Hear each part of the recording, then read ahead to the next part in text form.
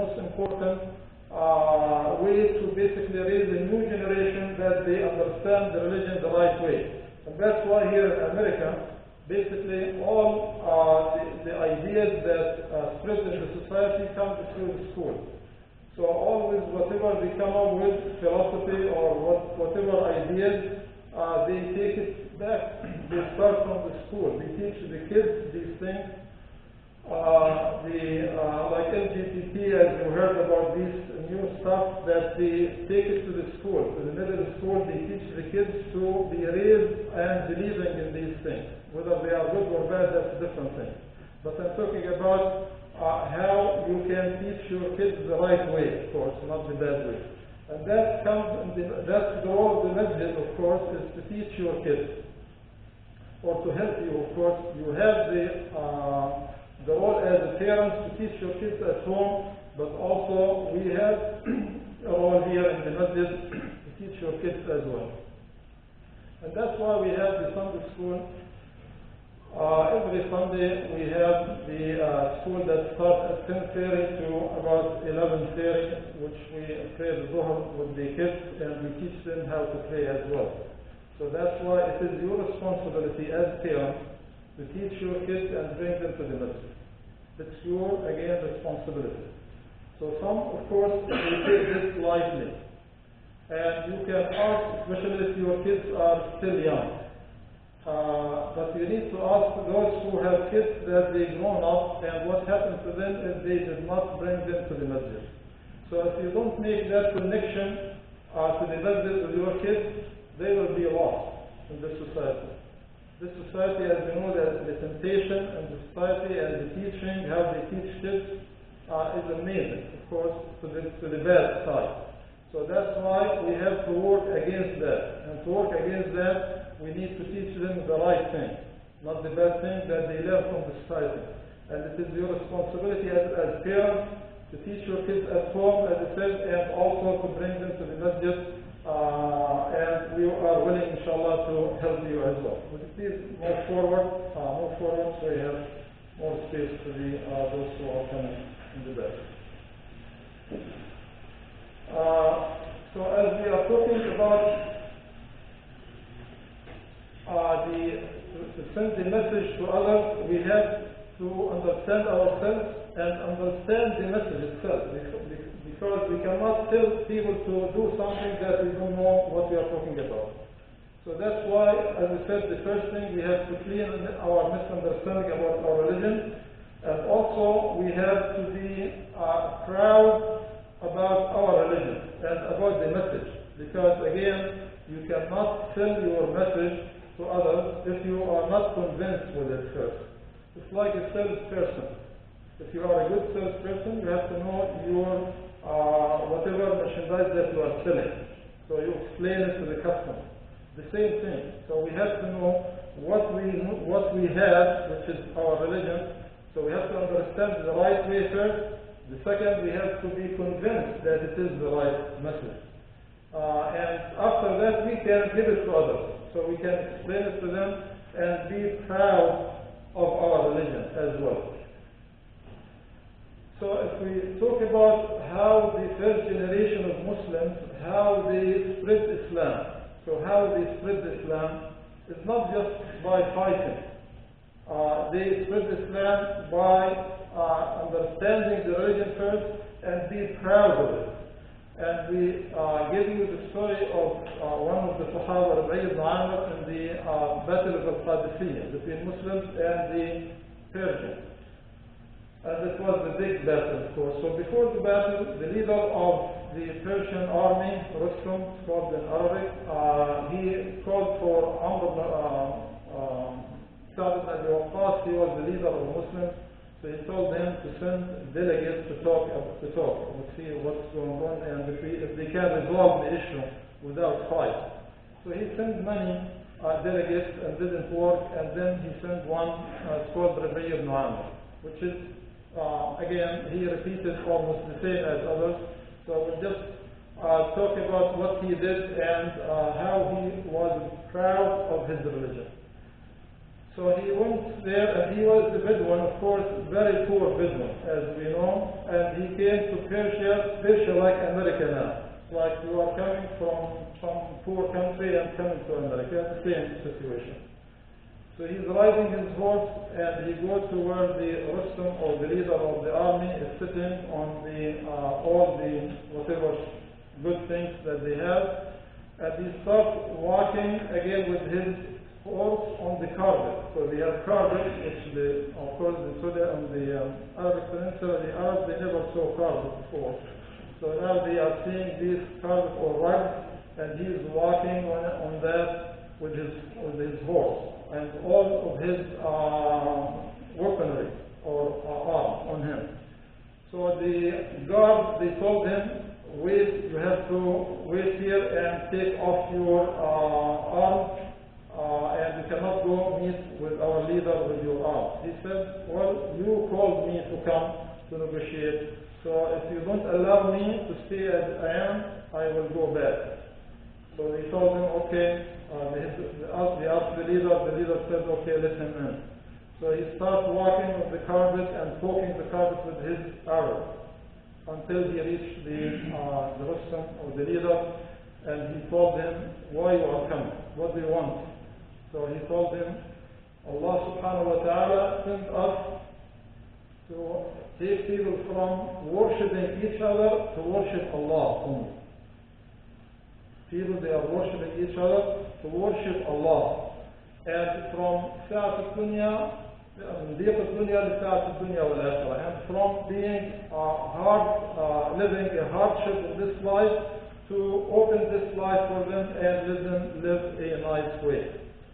So that shows this, which he was a soldier, that said he was not the leader of the army. So Rabi' ibn Amr, he was just a regular soldier in the army of the Muslims, and he understood, of course,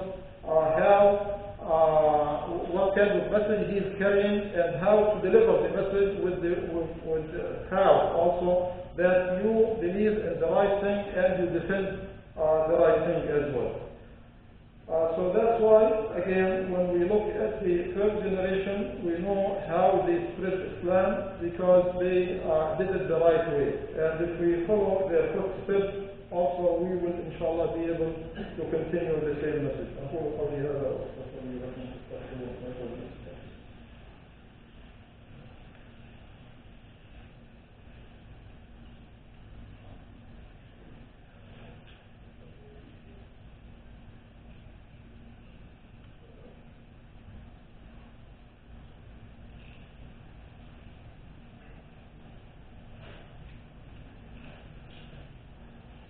الحمد لله رب العالمين، والصلاة والسلام على أشرف المرسلين سيدنا محمد وعلى آله وصحبه وبعد.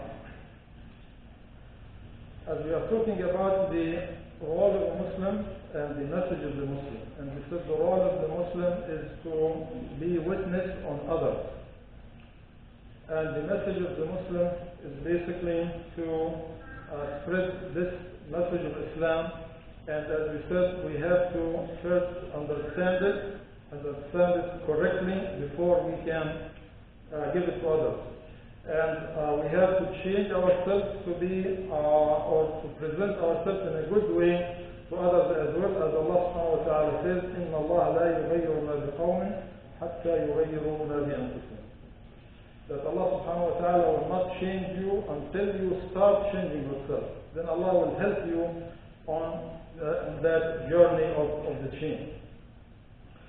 So to basically fulfill this message to others, we have to know ourselves first, who we are as Muslims, and our message as well, and also to know others that we're going to deliver the message to them. So we have to know who they are, and then after that we explain ourselves. Then we have to talk about ourselves and our message. And we have to clarify the misunderstanding about Islam also from others, because they have misunderstanding about Islam. So we have to clarify that, like about terrorism, for example. When they talk about terrorists and they say Muslims, all Muslims are terrorists, or Islam is promoting terrorism. So we have to clarify that and go back to the history, also clarify what happened during history from if somebody made a mistake from the Muslim side, we should not defend that. So we have to clarify that this was wrong. Whoever did something wrong, then it is wrong, regardless of who that person might be. So that's why before you can spread an idea, the idea has to be, it has two parts of it, we call it. It has to be correct first and has to be applicable. So it's like Islam is the correct idea, but it has to be applicable. Applicable means we have to be able to apply it in life. And we have to do it, of course, in the right way as well.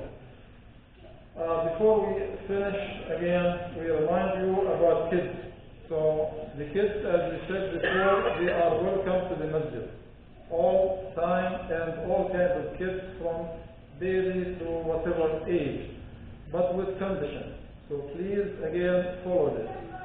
So if you have kids that you cannot control in the masjid and be quiet, keep them either at home, stay at home, and you will be rewarded more than coming to the masjid with your kids and disturb the prayer. Or we have, as mentioned before, we have rooms in the back. Rooms in the back, or you go to the basement. So you take your kid to play in the basement, you play with him or with her. And we have also rooms in the back. If they cry, for example, you take them there.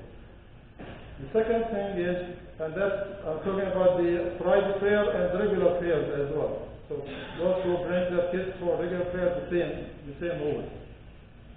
Also, the kids is better to be with their mom, not with her, with the father. So why with mom? Because the mom, of course, they are closer to their mom than their father usually, with some exceptions, of course. But that's in general. The second is the mom, she doesn't have to pray the Jama'ah. Like for us, we men, we have to pray for the Jama'ah, talking about the Friday prayer, we have to pray in the masjid. That's fard on us, right? But not fard of women. So they can pray by themselves. So that's why it's always good to keep the kids with the mom as long as they stay quiet, of course. Once they start crying or playing around, and especially when we start praying, they get loose. But you have to hold them still, and you can get out of the prayer. So if they start crying or start running around, you just leave the prayer. That's okay. And you pray by yourself in the back. So please take care of your kids during the private prayer and during regular prayers as well. أعوذ بالله من الشيطان الرجيم. بسم الله الرحمن الرحيم. إن الله وملائكته يصلون على النبي يا أيها الذين آمنوا صلوا عليه وسلموا تسليما. اللهم صل على سيدنا محمد وعلى آل سيدنا محمد كما صليت على سيدنا إبراهيم وعلى آل سيدنا إبراهيم وبارك على سيدنا محمد وعلى آل سيدنا محمد كما باركت على سيدنا إبراهيم وعلى آل سيدنا إبراهيم في العالمين إنك حميد مجيد. اللهم آتنا في الدنيا حسنة وفي الآخرة حسنة وقنا عذاب النار. اللهم أرنا الحق حقا وارزقنا اتباعه وأرنا الباطل باطلا وارزقنا اجتنابه. اللهم يا مقلب القلوب يا أبصار ثبت قلوبنا على دينك. اللهم ارحمنا فإنك بنا راحم ولا تعذبنا فإنك علينا قادر. اللهم انصر إخواننا المجاهدين في فلسطين وفي كل مكان. اللهم خذ بأيديهم. اللهم كن معهم. اللهم سدد رميهم. اللهم سدد رميهم. واحسن دماءهم. واحسن دماءهم. اللهم خذ الظالمين والكافرين أخذ عزيز مقتدر. اللهم أرنا فيهم عجائب قدرتك. اللهم إنا نجعلك في نحورهم ونعوذ بك من شرورهم. اللهم اغفر للمسلمين والمسلمات الأحياء منهم